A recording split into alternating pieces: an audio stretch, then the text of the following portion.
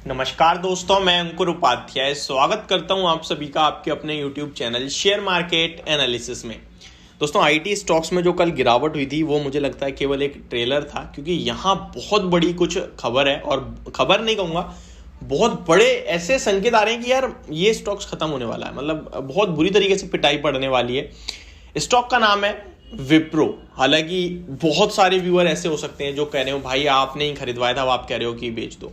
मैं आपसे जो कह रहा हूं वो आप ध्यान से सुनिएगा, उसके बाद आप जो भी बोलना चाहते हैं बोलिएगा। विप्रो की बात करें या फिर किसी भी आईटी स्टॉक की बात करें, ऐसा नहीं है कि केवल विप्रो गिरा है। अगर केवल विप्रो गिरता दैट मीन्स कि वो स्टॉक खराब निकला और वो स्टॉक अंडर परफॉर्म करता हुआ दिखा है। होप आप लोग समझ रहे होंगे जो मैं कह रहा हूं। हमने 412 पे एक बाइंग पोजीशन बनाई थी, हमें लग रहा था ऊपर आएगा। हालांकि इन्फोसिस, एचसीएल टेक, टीसीएस या फिर आप टेक महिंद्रा, इनमें हमने पैसा बनाया।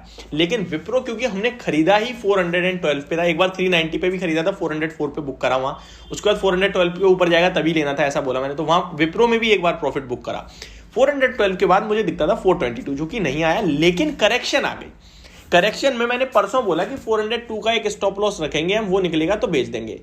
और ओपन मार्केट में भी मैं आपके साथ शेयर करूंगा। तो कल मैंने आपके साथ वीडियो शेयर करी 398 के समथिंग कि भाई बेच दो, कुछ फायदा नहीं है, अब ट्रेडिंग एग्जिट ले लो। तो जिसने ले लिया बहुत अच्छी बात है, लेकिन नहीं लिया तो आप गलत कर गए, क्योंकि स्टॉप लॉस इसीलिए बहुत कंपलसरी होता है। अगर मैं विप्रो का एडीआर देख रहा हूं तो 4.5% क्रैश दिख रहा है। यानी कि आप इंडियन इक्विटी मार्केट का भी एडजस्टमेंट करेंगे तो आप देखेंगे इंडियन इक्विटी मार्केट में विप्रो कल के सेशन में जो गिरावट दिखी है वो मैं आपको एक्चुअली बताना चाहूंगा। अभी लगभग 2.5% की गिरावट है।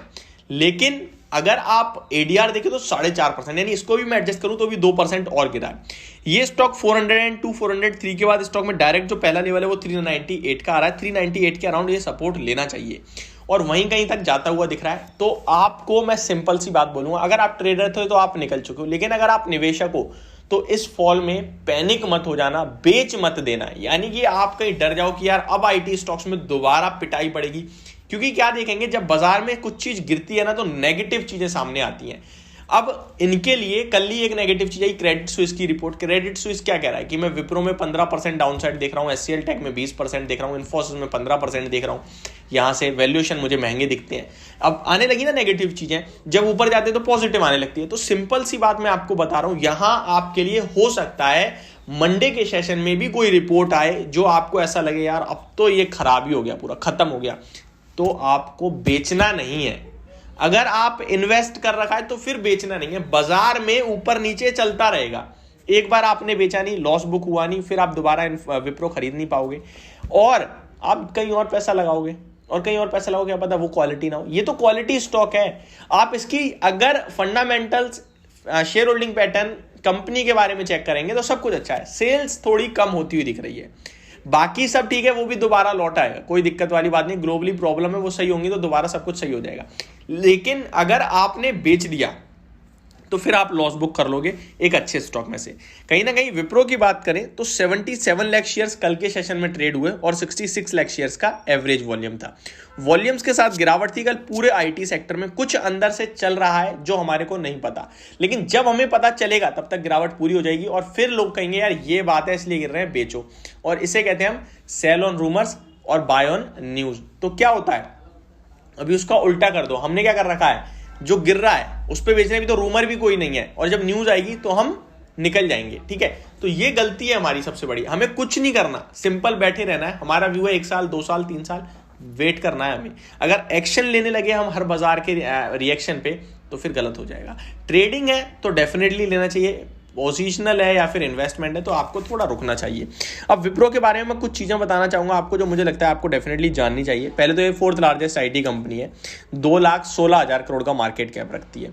ये वही आईटी कंपनी जिसने आपके 10,000 के 700 करोड़ रुपए बनाए हैं, आपको याद हो तो 1980 में अगर आपने निवेश करा है। स्टॉक का पीई पूरे लार्ज कैप आईटी स्टॉक्स में सबसे सस्ता है, 19 के पीई पे अवेलेबल है ये स्टॉक आपके लिए।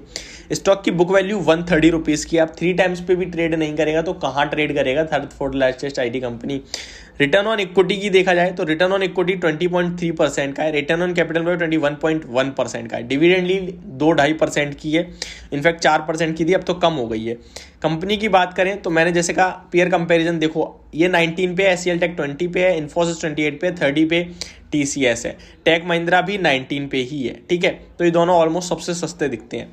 सितंबर क्वार्टर में 2650 करोड़ का प्रॉफिट है कंपनी का, जून में 2559 करोड़ का था, लास्ट ईयर सितंबर में 2931 करोड़ का प्रॉफिट था।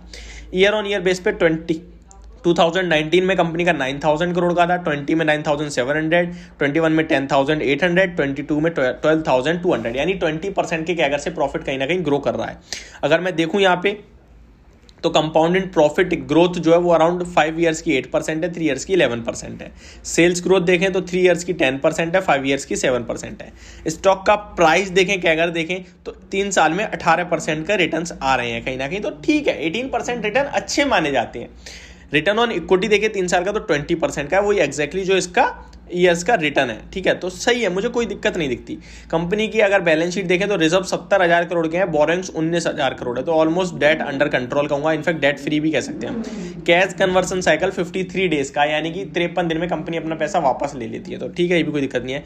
शेयर होल्डिंग पैटर्न बहुत इंटरेस्टिंग है। प्रमोटर 73%, एफआईआई 6.58%, डीआईआई 7.96%, पब्लिक के पास मात्र 12% का स्टेक है, और इसमें भी अगर आप डर रहे हो तो मुझे लगता है सबसे बड़ी भूल है आपकी। एलआईसी खुद इसमें कंटिन्यू स्टेक बढ़ा रहा है। तो ये मेरी वीडियो विप्रो के स्टॉक को लेकर, इन निवेशकों को बिल्कुल भी चिंता नहीं करनी चाहिए, बट शॉर्ट टर्म में थोड़ा सा फिर से नेगेटिव होता हुआ दिख रहा है शेयर। तो ये मेरी वीडियो, होप आपको समझ और पसंद दोनों आई होगी। Thank you so much for watching this video, have a great day guys.